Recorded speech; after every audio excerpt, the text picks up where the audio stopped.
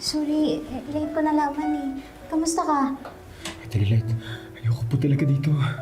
Please take me out of here. I'm innocent naman eh. Alam ko, kaya nga hinanda ko na yung sarili ko para sa laban na to eh. Itataya ko lahat para mapawalang sala ka. Ito.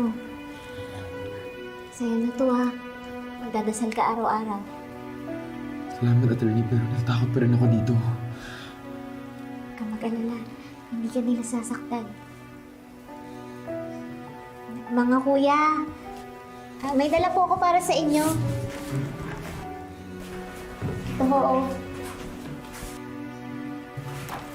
Magdadasal ho kayo araw-araw ha. Kalaban lang ho. Wala akong susuko. Ipapakiusap ko lang din ho sana na alagaan niyo yung bunso niyo dito. Mabait naman ho yan eh. Kaya sana maging mabait din po kayo sa kanya. Attorney, huwag na mag-alala. Safe siya dito.